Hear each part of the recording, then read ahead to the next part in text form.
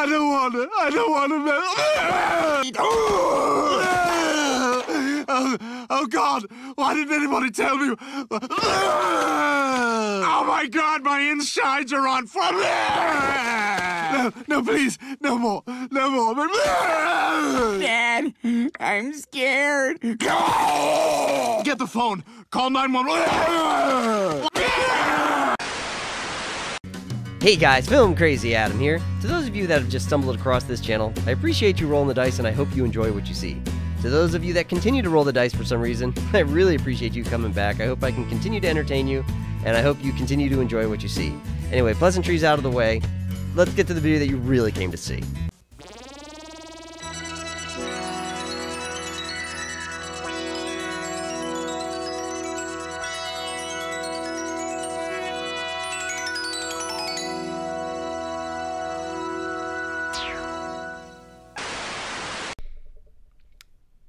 Here we are again.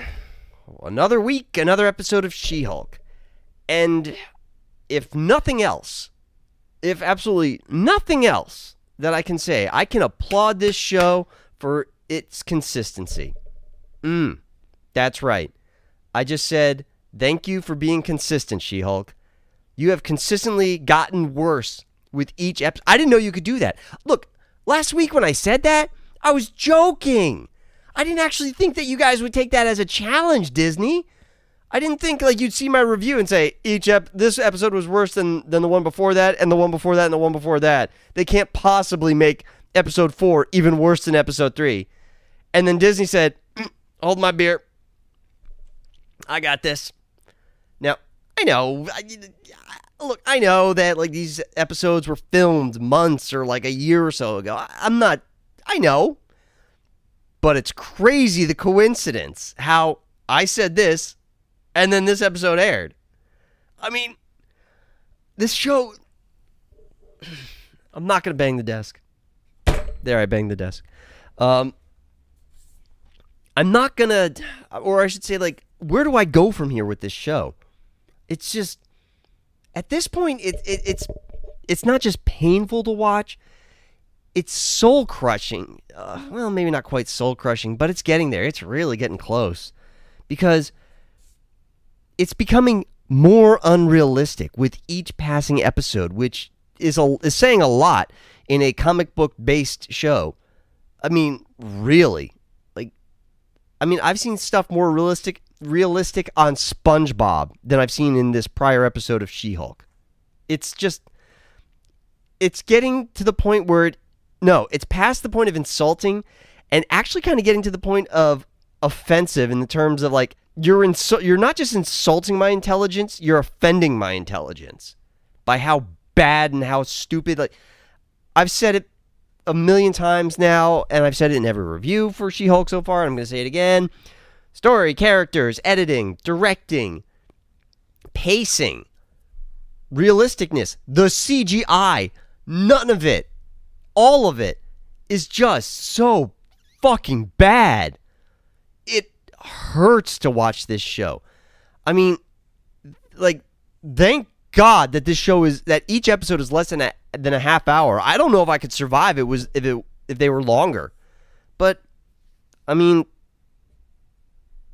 I guess let's just get into it. Let's get into this pilot, this freaking shit bag, and let's just go through it, because it's hard to...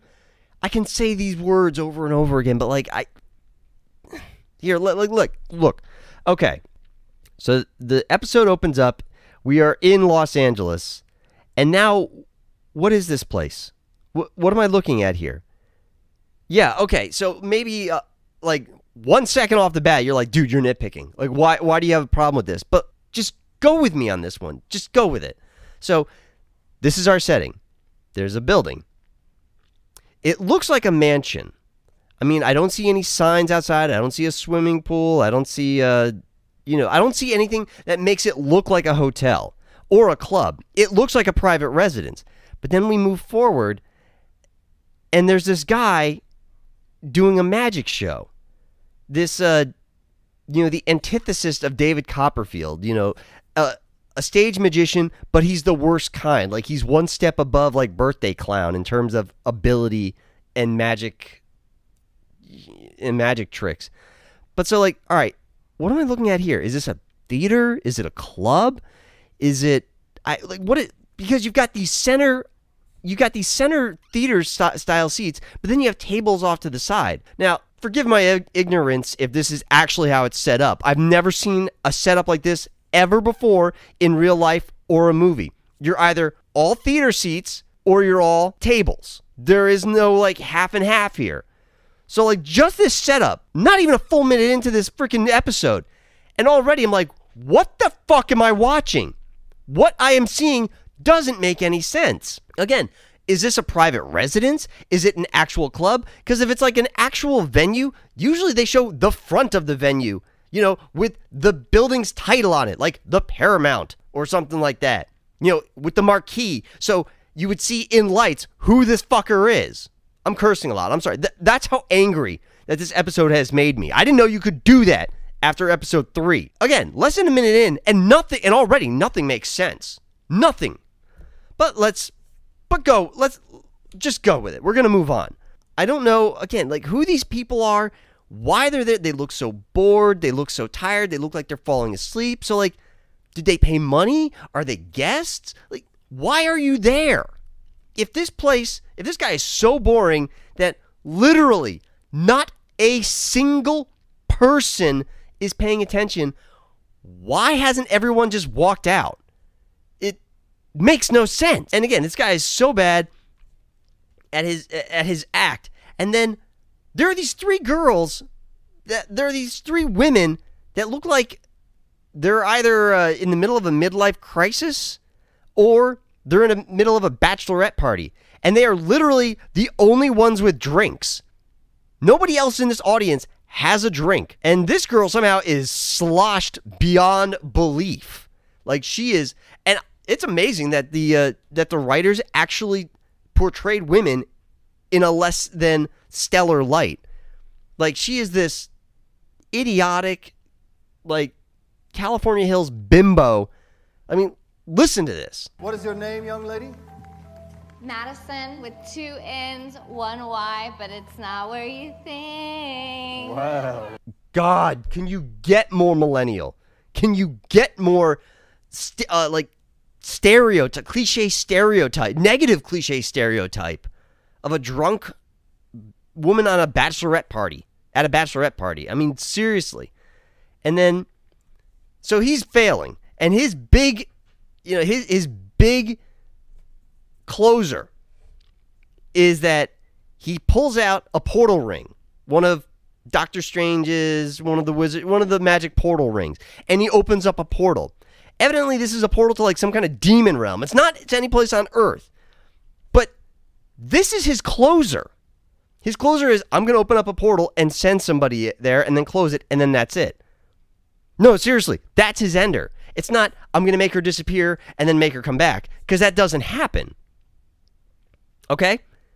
So, the very next thing that should happen in real life is that after this girl isn't rematerialized in front of everybody, you know, magically she's gone. And haha, I've brought her back. You know, that's how wizards do it. That's how magic shows work. You make it disappear, you make it come back, and everyone claps. And then when she doesn't, no one panics. I mean, we don't cut back, but nobody in the audience panics. No one calls the police. No one, there's no police report. There are no calls to 911 saying that a woman was abducted. Nothing. She just goes, and we don't know what happens to her, not really, until she shows up in Nepal at Wong's place, carrying a beating heart. She drops out of a portal. By the way, she doesn't fall on her ass. For a drunkard, she's pretty good on her feet. That she just lands, no problem. And she's carrying a fucking beating heart. Not traumatized. Hasn't gone, insane with all that she has just seen in a demon realm. And she's still incoherent. And, you can't even be like, oh, she's so drunk that she doesn't know.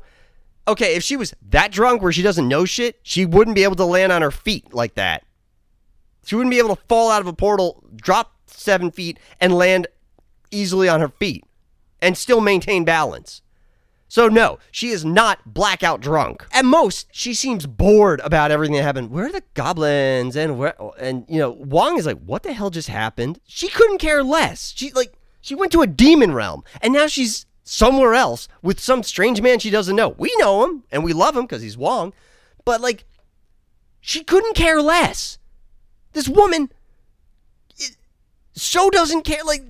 There are 0 fucks given by her over what just happened. To go back and say what we just did, what she just did. Let's see. She went to some weird location to see some magic show for some reason. She got completely blasted drunk-wise. She got sent to another dimension. She had to sell her soul and 6 drops of her blood, and for some reason has a beating heart in her hands. And then they sent her to Wong's place. Whatever. Just roll with it. And now she's with Wong, who's watching The Sopranos, and all she can think about is, oh my god, this is that episode where dude gets shot. And Wong is more annoyed that she spoiled the episode for her. Which, seriously, Wong, Sopranos has been out for 20 years. So, seriously? You're that far behind? But whatever. He's more annoyed about that than the fact that this girl just dropped into his house from another dimension. Fast forward, and you know what? Screw this scene. I don't care. Moving on. Okay, the only thing about that, the only thing that matters about that scene is that her dad shows up. And that's it. We never see him again in the entire episode. And he's doing the overprotective doddering dad thing where it's I'm going to put in a security system because people beat you up. And Jennifer actually says the one intelligent thing is you do know I'm a Hulk, right? That stuff, that won't, small fries like that's not going to slow me down. They don't pose a danger to me. You know that, right? The one intelligent thing that's said in this entire episode. Fast forward, and Jen is making a dating profile because this is going to be the primary focus of this episode. I kid you not. Is her trying to get a date on this Match.com knockoff website. And do I even need to mention the CGI in this scene? I'm beating a dead horse. No, I have not just beaten a dead horse. I've ground it into its component parts and am now I am making it into glue. It is not even a dead horse now. It's a bowl of glue with the CGI. Fuck. But anyway, so Nikki's there. Lovely, wonderful, idiot Nikki, whose only job is to basically stroke Jen's ego. And honestly, her point in this scene, there is no point for her to being in the scene. If I was writing this scene, Jen, fine. Have her do her little profile, and then Wong shows up. Because as soon as Wong shows up, Nikki just walks out. So, her entire point in being in that scene, there is none. Completely pointless. She adds nothing to this entire series. Not just this episode, this entire series. She shows up once or twice an episode just to stroke Jen off. That's all she does. That's it. Just to be Jen, you're great, you're awesome. Or to goad her and peer pressure her into things that Jen doesn't want to do. So, really good friend. Always steering your friend down the right path. Never, ever giving her actual constructive criticism or actually encouraging her or building her up based on her own merits and, her own features. No. Constantly, Nikki is you should do more She-Hulk stuff because everyone loves She-Hulk. Way to tell your friend that the real her doesn't matter. Not that she does, but moving on. Just go with it. So Wong shows up. This scene is so stupid. And that's saying a lot, having just gone over what I just went over. And, because here's the thing. So, the David Copperfield knockoff evidently is a former student from Kamar-Taj that was being trained in the mystic arts. Now, based on this character, who is incompetent in all forms of magic, Wong says the guy lasted like 3 weeks or something before they kicked him out. I have a hard time believing, based on the character that I see on screen, that this guy, let's think about how Doctor Strange got in. He went to the other side of the world. He spent his entire fortune, and he waited outside until, like a freaking Buddhist monk, waited outside until he was let in, and then he refused to give up, and he was like very hard-headed. He's like, I got to do this. I'm going to do this. And like, he was very stubborn and very single-mindedly, he was a man on a mission, and he didn't know what his destination would be, but he was a man on a mission. He thought that this would be what he needed, to go back to a normal life. So he kind of put himself through hell, and he had to, there was some deeper thought. I mean, there was some character development and mental changing of perspectives that Doctor Strange went through to get into Kamar-Taj, just to get accepted into Kamar-Taj. There's a lot mentally that guy went through. And you're telling me that this fucknut, that this stupid idiot, one-dimensional David Copperfield knockoff that has no special abilities, after 3 weeks at Kamar-Taj, he was accepted? What, on a dare? Did the Ancient One actually say to Wong, like, I dare you to let him in? Like, serious? Like, how did this guy get in? Not only how did this guy get in, but when you kicked him out, how does he still have one of your portal rings? Better yet, let's say all of that happened, and then Wong finds out, because Wong knows who this guy is, because this guy does this sort of shit all the time, evidently. And so Wong has finally had enough of the guy's shit, and he goes to Jen, and he asks her to give him a cease and desist order, or to sue him. Like, he wants to take legal action. Yes. Does that sound normal to you, or does that sound stupid to you? That sounds inanely stupid. Let me explain something. First and foremost, Wong is not a U.S. citizen. So he doesn't have, basically U.S. laws don't apply to him. He's not a U.S. citizen. He doesn't live in America. He doesn't have citizenship. So like him asking for, imagine if like some Japanese person or an Indian person or a German person came to America and said, I want to sue this person because of something that they did in your country that I have no jurisdiction over in my country. That's literally what Wong wants. But not only that, but let's think about this for a second, okay? Wong is the Sorcerer Supreme. Despite the fact that I think that's bullshit, because I haven't read any of the Doctor Strange comics. I don't know the lore or the mythos. But when Doctor Strange was the Sorcerer Supreme, when he got snapped out of existence with Thanos and everyone else for 5 years, it made sense that someone had to come, to step into that role. It made sense that Wong was the next logical person to do that. Now, I thought it was kind of like president and vice president.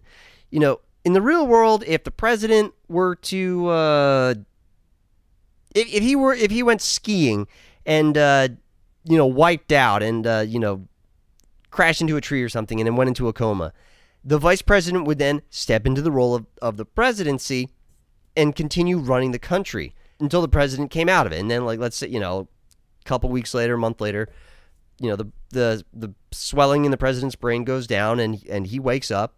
And once the doctors sign him off as fit for duty, he goes back into the position of the president. And the vice president pulls back into his role of vice president. That's how the game is played. And honest to God, I thought that's how it was with the Sorcerer Supreme.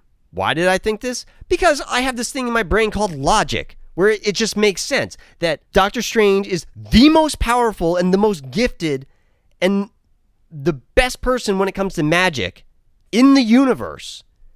It just makes sense that he would go back into the role of Sorcerer Supreme. Even if there was like a test, because evidently Wong had to take a test. He had to fight Abomination for some reason. I'm pretty sure Doctor Strange could pass that test like that in his sleep and retake the title of Sorcerer Supreme. But hey, that's just my weird logical way of thinking. So I'm sorry if I'm wrong on that. So let's just go back to the fact that Wong is the Sorcerer Supreme. Wong is the Sorcerer Supreme. He doesn't need to go through the American legal system. He can just go to this idiot magician and say, give me back the portal ring. You're annoying the hell out of me. Give it back. And the guy says, nah, you can't make me. And then Wong would say, well, let's see. I can either introduce you to Cthulhu or I can drop you into the 9th circle of hell. Your choice. Or you can give me the ring. The guy would tell him to go F himself. Wong would open a portal to hell, leave him there for about 3 seconds, pull him back out, and the guy would be wetting himself. This guy would be wetting himself. Impossible to give the ring back to Wong soon enough. But no! Instead, Wong wants to show his ass. He wants to go through the American legal system. This whole idea just doesn't make sense.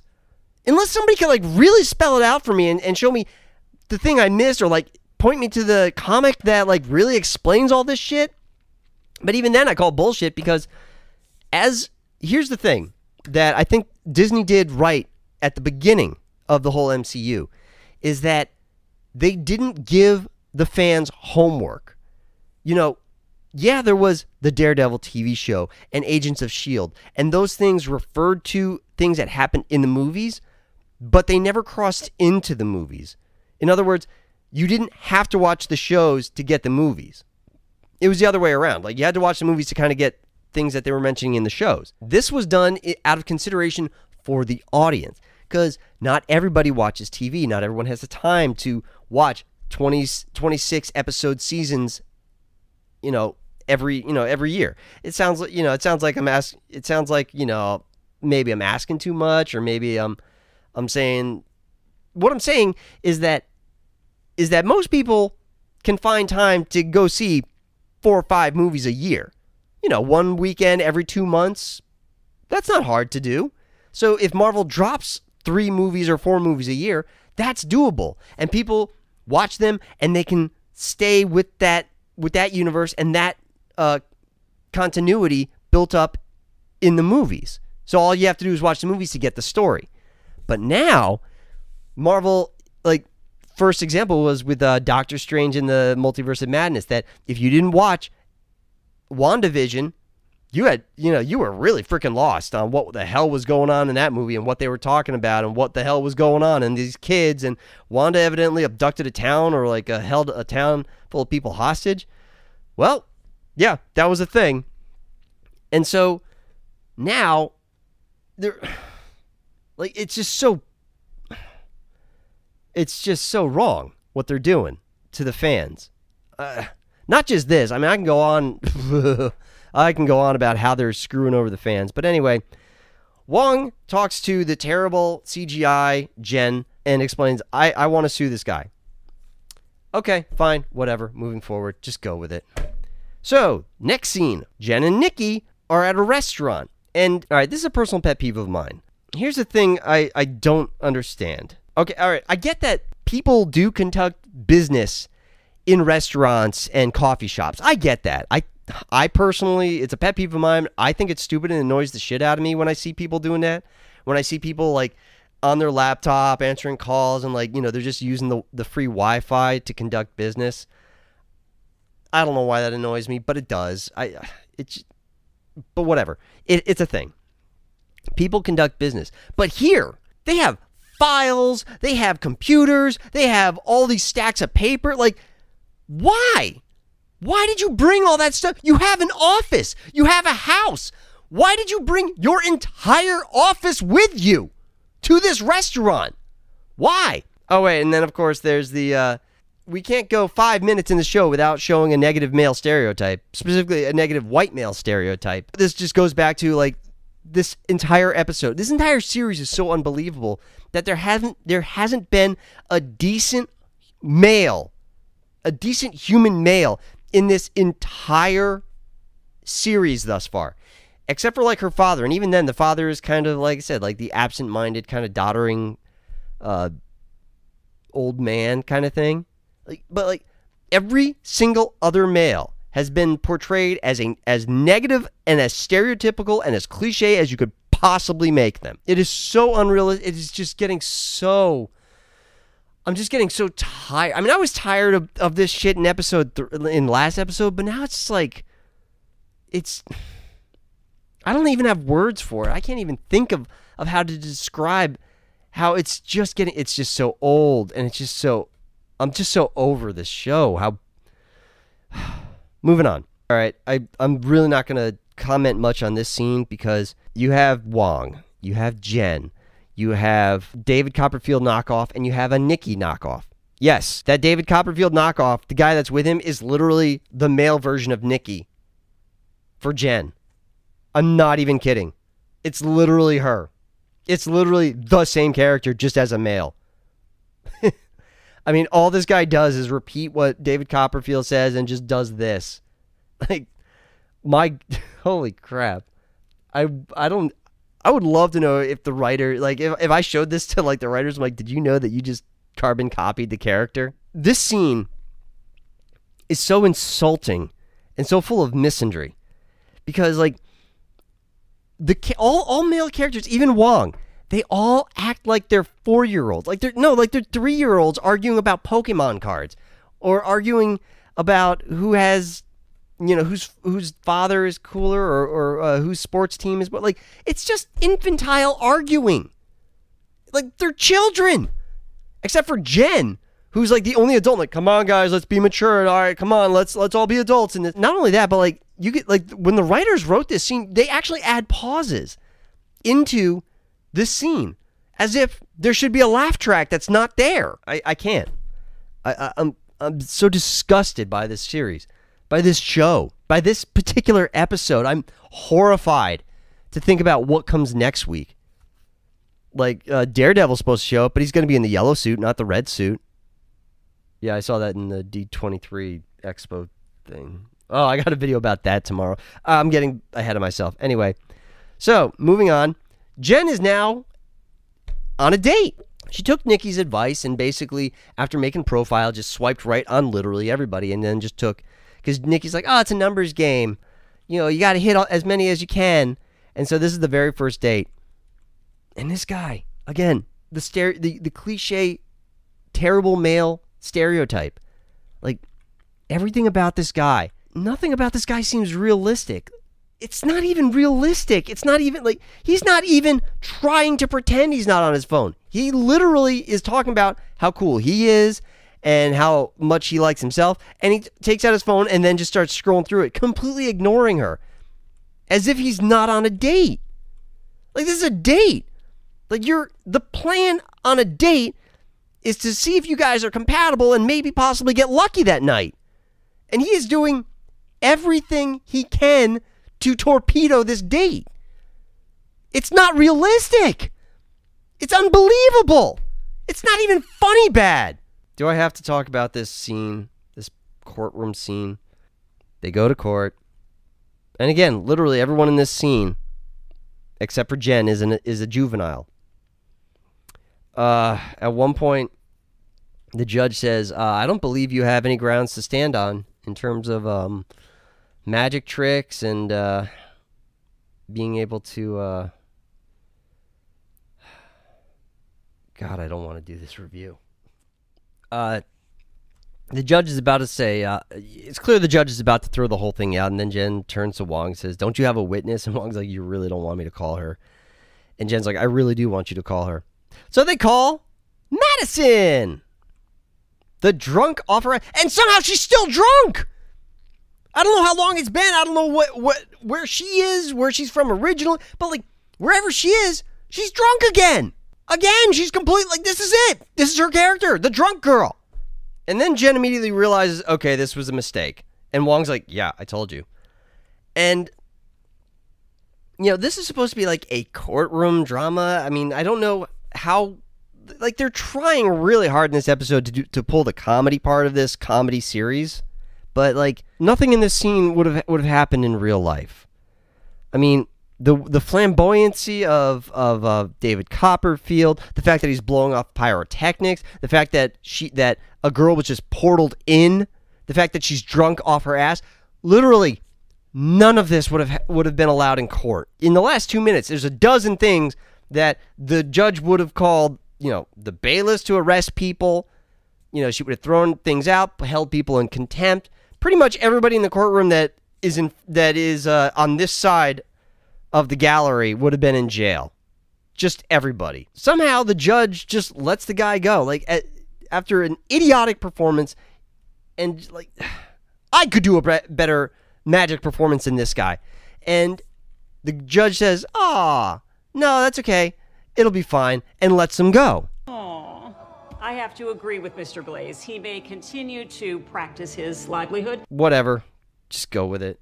No, seriously, that's it. That's the case has been settled in David Copperfield's favor. Judge says, nah, magic is a thing that can't be copywritten, which is actually not true. I've actually learned this. I actually knew this before I saw this episode, but you can actually copyright magic. This is some gee whiz information, some real life gee whiz information. So here's the thing, is that you can copyright a magic trick. The thing is, magicians don't do it. Why? Because to copyright it, you actually have to apply to the Copyright Office of the United States, the Patent Office of the United States.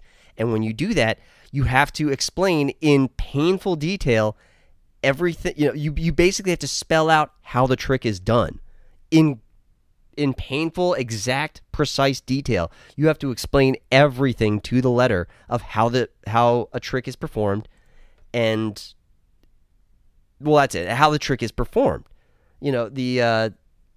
The beginning, the middle, and the end of the trick. I forget what it's called. I just know that the last one is called, the step 3 is called the prestige. But bottom line is, yeah, you can copyright tricks, but the thing is, once you've copywritten them, it's down in you've written it down, and literally anyone can go to the patent office and say, I'd like to look up the patent for whatever. And so if you patented a magic trick, anyone can go to the patent office and then now they know how to do the trick, and they can do it themselves. So you can patent a magic trick, and copyright a magic trick, but no one does, because magicians, being magicians, they keep their secrets to themselves, and they don't want anyone to know what their secrets are. And that's what keeps up the mystique and the wonder and the magic. So yeah, you can, but no one does. So that whole thing that the judge had, that's bullshit. Anyway, back at Jen's place, she is so angry that no one loves her for her. She's been talking all episode about how, people should like me for me, and I shouldn't have to rely on She-Hulk. In fact, I don't like She-Hulk whatsoever. Instead of just sticking with her principles, she completely caves in and makes a She-Hulk profile. Everything that she's been preaching for the last 4 episodes, she completely goes against it. And like I said, within microseconds, she gets 1 billion hits. And so now she's going out on all these dates.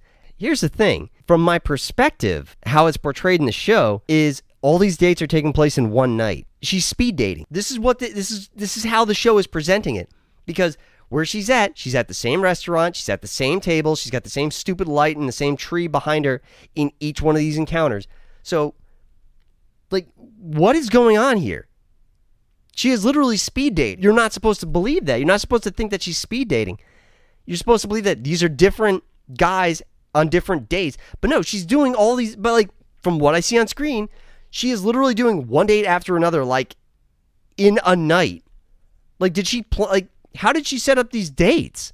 Or is she just at the restaurant and clicks one person, come on over, I'm at this table. And then all right, that date fails. And then she goes to the next one. All right, come on over, I'm at this date. Seriously, all these dates happen in the same night at the same location. And each guy, again with the stereotype and the cliche, each one is, let's come up with a horrible male stereotype. Okay, this one's going to be a muscle guy. Okay, and now the next one is going to be an artsy guy, a guy who's so full of himself because he just made his student film and he was at Tribeca. And what about the next guy? Oh, this guy is full of himself, just like all the other guys, and only talks about himself. And then finally we get to this guy. Can I be honest with you? I've been on so many first dates, and I hate talking about myself. Tell me about you. I don't want to talk about me. I just want to talk about you. And despite everything that She-Hulk and Jen have been talking about this entire series, about how men are materialistic, about men are stereotypical, that all they think about is one thing and it's gross, men are objectifying women, and that men are only thinking about skin deep, she is now doing all these things. She is literally doing all these things. She is, I mean, that's the whole point of swipe dating, is that you're objectifying a person immediately. That's all it is. You look at a person, and based on what you see and like looking at their profile for like what, 15 seconds at most, you objectify them and you say, I'd F that, or no, I wouldn't touch that with a 10-foot pole. That's literally the point of swipe dating, is that, yeah, I'd F that. I'd F that. Nope, wouldn't F that. That's objectifying people. You are objectifying people based on a picture, primarily. Most people, I assume, look at the picture and say, yep, nope, yep, nope. How many people actually read the profiles? I don't know. I haven't done it, so I don't know. But so she's doing the exact same thing that she's accusing men of doing. And now this guy says, I just want to talk about you. And she is now so hot and horny right now that she cannot wait to get back to her place and F this guy. Wow. Like, now, again, like if this was reversed, where if a guy was sitting and like he was doing speed dating and then like a hot girl showed up and he'd be like, let's go back to my place. You know, people would be like, oh, that guy's scum. She literally just did that. So double standard time, where it's okay for women to do it, not cool when men do it. And I don't care. I don't care if we're talking about a guy or a girl. I'm sick and tired of the double standard. Back to David Copperfield. He's still performing. Again, the other girl, Madison, was abducted. I mean, let's think about the courtroom scene for a second. Madison was sent to the demon world and then luckily got sent to Wong's place. You could have just sent that guy to jail just on kidnapping and abduction charges, because that's what he did. He kidnapped and abducted her. Whether he didn't rape her or sell her into human sex slave traffic, but by definition, he kidnapped and abducted her. And he's not in jail for this at all. Fast forward to, or come back to where we are in the show now, where he's still performing. Not only is he performing, but he went to court, so his name would be in the paper. So, like, why is this guy still performing? Why are people still willingly going to this guy's place? Because they know that he abducts people with magic portals.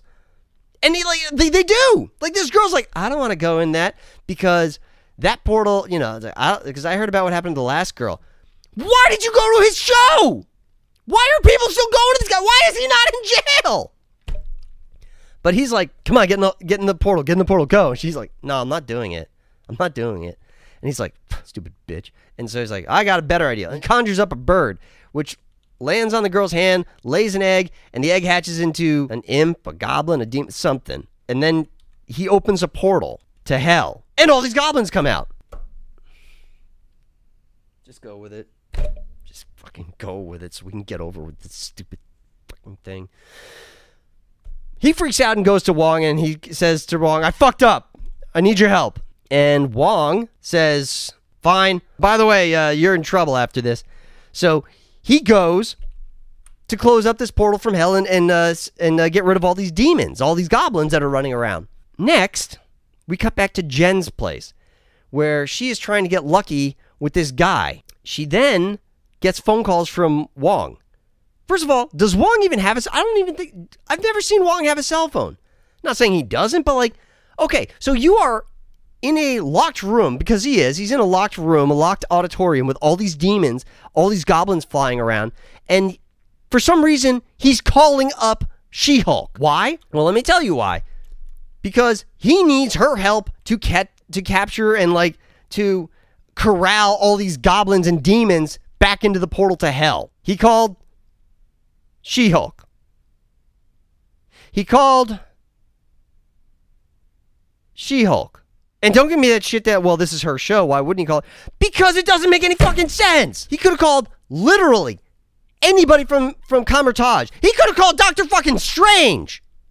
He could have called any of the Avengers. He could have called Falcon. He could have called Hawkeye. He could have called the Hulk. Why settle for Jen when you can call the Hulk? Literally, and literally a dozen different people that makes more sense that he could have called. But instead, he calls Jen on her cell phone in the middle of trying to combat all these demons, which I don't know why these demons didn't just break out of this room. I mean, it's not Fort Knox. It's not an adamantium-lined auditorium with no windows. It's got regular wood and glass. Why didn't these demons break out and fly away? And thank God all the patrons in this auditorium, they were smart enough to leave when all these demons started coming out and close the door behind them. Because there's no patrons inside this auditorium now. It's just Wong, Jen, Copperfield, and guy Nikki. Before this, Jen was trying to get lucky with this guy, and oh my God, it's everything.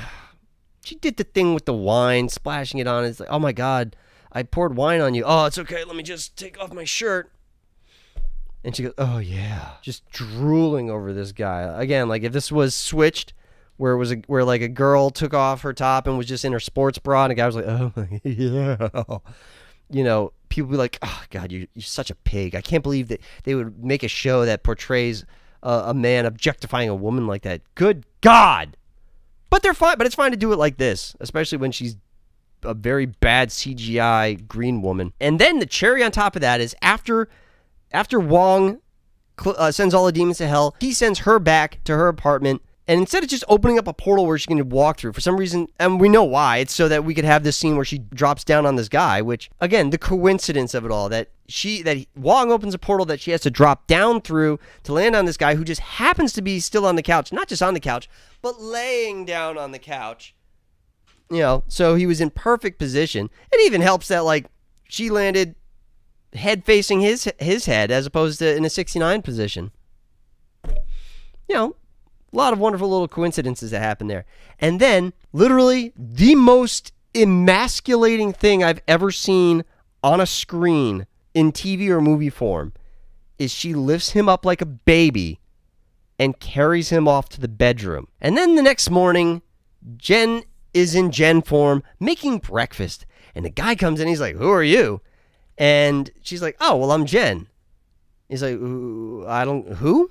And he's like, oh, and she's like, oh, Jen, the girl that you slept with last night. He's like, I slept with She-Hulk. He's like, oh, I'm She-Hulk. I transform, and there's a human version too. And he's like, literally, that's what he does. He's like, all right, I'm out. We shouldn't talk. We shouldn't call. Lose my number. Like, literally just bails on her. My God. Whatever. I mean, everyone knows how the Hulk works. Everyone knows how She-Hulk works.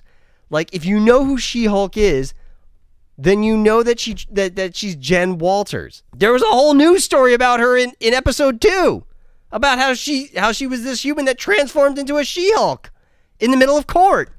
So literally everyone on Earth knows this. Everyone knows that Jen transforms into She-Hulk and back into a human. So like this thing where he wakes up in the morning, it's like, who are you? And he doesn't realize, like, it comes as a shock to him. It makes no sense. It makes no fucking sense. God, this series is just... And that's it. The episode ends with her getting some paperwork saying that she can't use her name because it was trademarked by Titania. Which...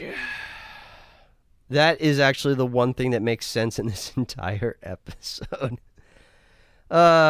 Just to throw some more gee-whiz information, like some history stuff. Like, did you know that back in the day, back in the mid and early 90s, people would actually, before websites became a thing, or before they became what they were today, there were a bunch of people that actually had the idea that, why don't I buy McDonald's.com or Macy's.com? People went out and spent, at the time, like basically pennies for what it was worth, and like bought up all these IPs. I mean, all these internet addresses, and then held on to them until the company itself, like the company that they bought their website from, actually came around to, like, we need to build a website, and we want, McDonald's wants McDonald's.com, Burger King wants BurgerKing.com, and so. Then they actually went to these people and they said, yeah, we'd like to buy that internet address off you. And the person, people were like, yeah, $50,000. And to a $1 billion company like McDonald's, like $50,000 is pennies. So, of course, the McDonald's had no problem. Okay, fine, sure, here you go. And so there were people that actually made fortunes back in the day by buying out websites before websites were actually mainstream. Roy Kroc, the guy who owns McDonald's, basically bought the McDonald's brothers' names out from under them. So this whole thing where Titania trademarks the She-Hulk name and basically is suing She-Hulk for using her own name. Yeah, no, that of all the things in this episode is the most believable thing to happen in this whole episode. If you can believe that. I hate this. I hate this so much. Ugh. This is so stupid. This is so bad. Dare I tempt fate and say I don't know how they're going to outdo this one. But, I mean, they've outdone themselves for each episode prior to this, so I don't see why they couldn't keep going with this trend. That's it. That's all I got. I'm not going to repeat myself. I'll do it next week when I do She-Hulk episode 5. Anyway, don't watch this show. God, my brain's broken. Anyway, that's all I got for now. Now I gotta do my Lord of the Rings, Rings of Power review. So there's that. Looking forward to that like a kick to the balls. Anyway, that's all I got for now. Talk to you later. Hey guys, thanks for watching. If you enjoyed what you saw, please hit like and subscribe. It'd be greatly appreciated. If you didn't like what you saw, well, I appreciate you watching all the way to the end, and I hope you come back because maybe I'll have a video in the future that you do like. Other than that, if anyone out there has anything that they wish that I would review, please let me know and I'll try and get to it. Other than that, thanks again for watching, and I'll see you in the next video.